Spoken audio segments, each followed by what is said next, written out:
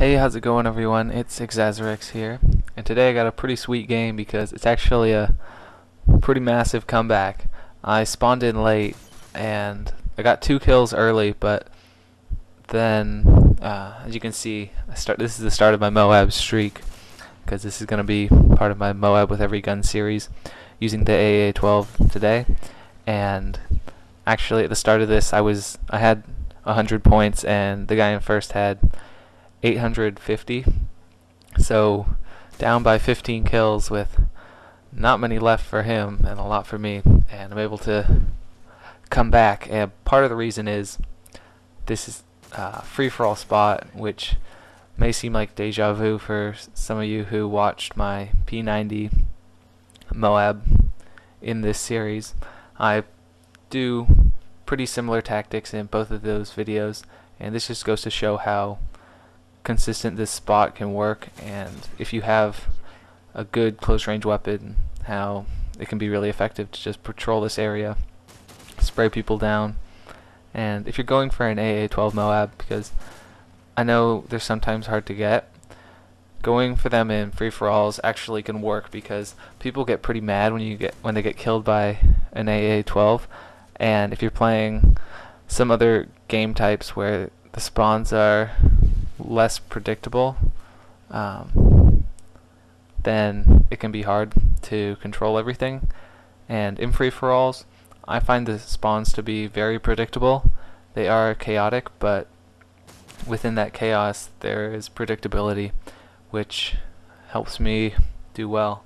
And as you can see, I'll just pick people spawning down at that area down below behind this building here, and they'll go through that central building like here, and they'll go up these stairs all day, and you can get them going up there quite frequently, so you don't have to be too worried about traffic. And here I'm just hiding from that stealth bomber that went in, and as you can see, the guy in first hasn't gotten many kills, so I'm like, oh my god, I can actually come back, because I believe when I got into the game he had something like 13 kills. I'm like, oh well, I'm not going to win this. Which typically, if I go into a free-for-all, typically I can win. Sometimes, of course, I don't, but if I can get in a good spot, and the trick about free-for-alls is you have to have good spots which will allow you to maintain cover while getting the proper traffic to get kills faster than anyone else, because deaths don't really matter so much in free-for-all.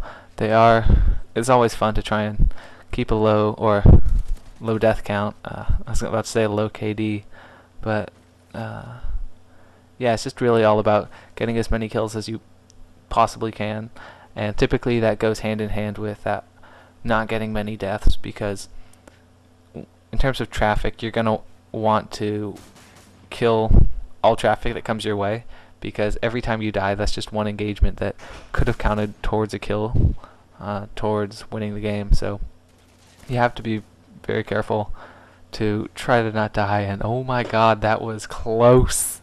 That guy definitely could have had me. For my perk setup, this is a pretty good setup for the AA12. The only possible exception, or not exception, but replacement in this setup is I have Assassin on. You might want to put on Hardline, just because getting Scavenger and Sleight of Hand's so helpful on an AA12, especially if you don't have extended mags yet. Going with Hardline to get so that you have those 2 blue perks within 1 kill can be very helpful. And so I'm going Scavenger, Assassin, then Sit Rep, and then my unlocks are Sleight of Hand, Steady Aim, and Hardline. And of course, gonna want to get Hardline because getting 7 kills to unlock range, where damage and range are so good when you have them on a shotgun, is very important. And wall bang that guy. I believe that was the guy who was in first when I entered this game, but now he kinda just fell off as I pick up this MOAB. I was pretty pumped because I didn't think I'd be able to pull it off, but you can see I end up I ended up going like 30-2 or something because it died right at the start. But it's definitely a fun game, and I hope you enjoyed watching. And subscribe for more Modern Warfare 3. Thanks. Bye.